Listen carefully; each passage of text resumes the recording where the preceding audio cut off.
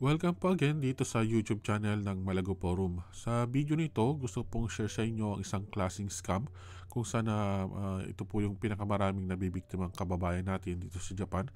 At ito po ay ang phone or smartphone registration scam kapalit po ang malaking pera na pangako po ng mga scammers. Year 2022 pa lang at nag-umpisa na akong makatanggap ng mga hinaing sa ilang kababayan natin na nabiktima nito. Then last year 2023 ay mas lalong dumami at itong year 2024 po, January pa lang ay marami na din akong natatanggap na message asking for help po. So, bakit ba maraming kababayan natin ang nabibiktima sa scam na to? Ano po yung strategy na ginagawa ng mga scammer? Paano sila kumikita? At ano po ang mangyayari kapag nabiktima nila kayo? So, yan ang ilan lamang sa mga katanungan na malalaman nyo po ang kasagutan sa video nito. So, kung ayaw nyo pong mabiktima sa matatamis nilang salita at pangako ng mga scammer nga po na ito, so, o isa na po kayo sa mga nakakuha ng service nila na biktima na po kayo, watch this video po until the end. So, what is this scam po? So, basically, ano nga ba itong scam na to? Actually, napaka-easy lang ang ginagawa nila. Aakitin lang po nila yung target nilang mabibiktima na kumuha ng smartphone sa mga cellphone store, mag-sign ng contract gamit po ang pangalan ng mabibiktima mismo at yung mga identification mismo nila. So after that, na makakuha na ng smartphone na bago po, kukunin po nila ito sa biktima nila kapalit po ang pinangako nilang perang kabayaran po. Then dahil sa walang kaalam-alam po ang nabibiktima nila, later on, maraming dumarating po sa kanila ang malaking bill na galing po sa mga cellphone carrier company at maaari po na mahuli din sila ng mga pulis.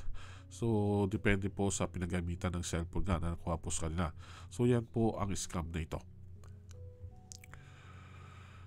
So, ano ba ginagawang promotion ng mga scammer? Bakit marami silang nabibiktima? So, una po, ginagamit nila ang iba't ibang SNS platform, particularly po ang Facebook, para po mai-promote po nila ang kanilang activity at services at maraming maakit na mabibiktima po sila. Sa ngayon, sobrang dami po ang mga ads na related po dito. Makikita nyo po sa Facebook at maaaring nakita nyo na personally. Marami po ang naisasara, then gagawa lang sila ng panibago, kaya tuloy-tuloy po ang kanilang operation. Walang tigil po. As of now, marami pa rin nagpo-promote ng ganitong service na akala po ng iba hindi po scam. Then second po ay ginagamit din nila ang mga pangalan ng mga major cellphone company dito sa Japan tulad po ng NTT Docomo, SoftBank, KDDI-au at Rakuten. At pinapalabas ng iba na campaign ito at promotion daw nila. So actually, wala pong anumang promotion na ginagawa ang mga cellphone company dito sa Japan na related po dito. Di po sila nagbibigay ng pera kapalit ng pagpaparegister nyo sa kanila at pagkuha po ng cellphone po. Okay?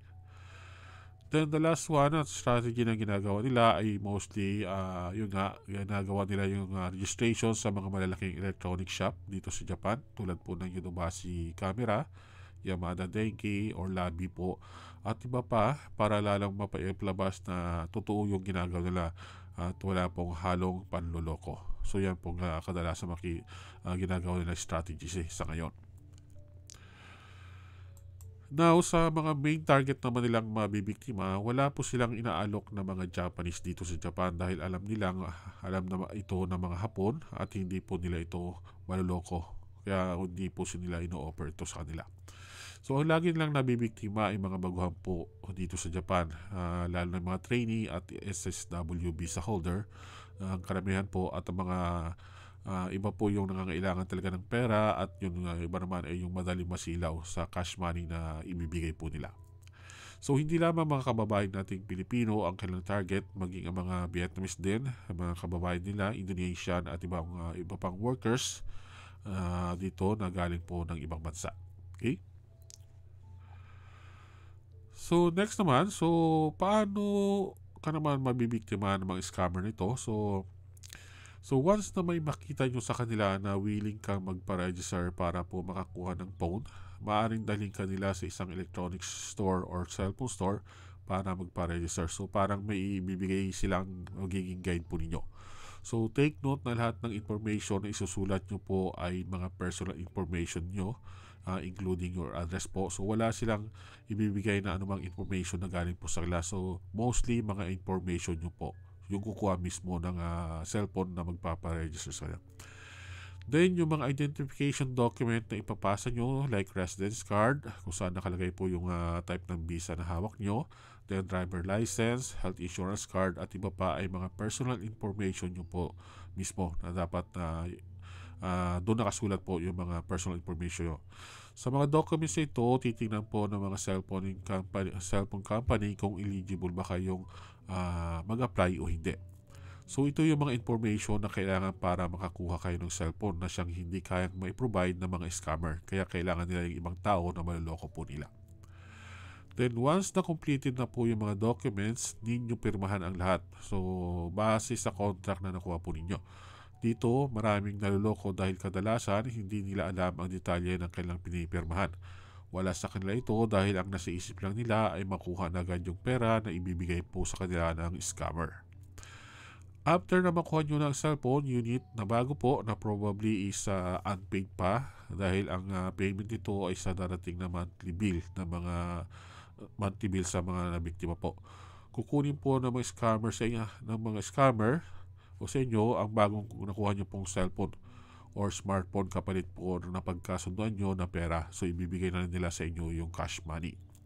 Since tuwang-tuwa naman ang mga nabigyan ng pera kasi cash nga and easy money nga naman, wala siyang kaalam-alam na yung binigay sa kanyang pera ay ilang doble ng darating na babayarin po sa kanya.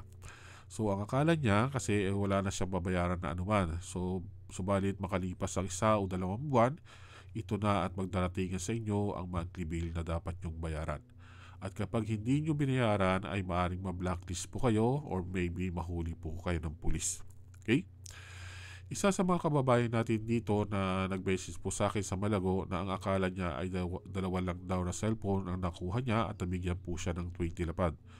Umuwi siya sa Pinas dahil nagkapera siya. Subalit pagbalik niya dito sa Japan, makalipas po ang ilang buwan, umabot sa 170 lapad yung billing na dumating po sa bahay nila at ito'y nakita ng kanyang mister at galit na galit po sa kanya. So yan po ay isang sample lang na kung ano mangyayari sa inyo kapag nabiktima kayo ng mga scammer na ito. Okay? Next po, paano naman kumikita ang mga scammer? So, ano ang ginagawa ng mga scammer sa nakuha nilang cellphone sa mga naloko nila? So, base sa mga nababalita ang naglalabas sa mga news, meron dalawang madalas nilang gawin sa mga ito, sa mga cellphone na nakuha po nila. So, una and most common ay yung reselling or tembay kung tawagin po sa Nihongo.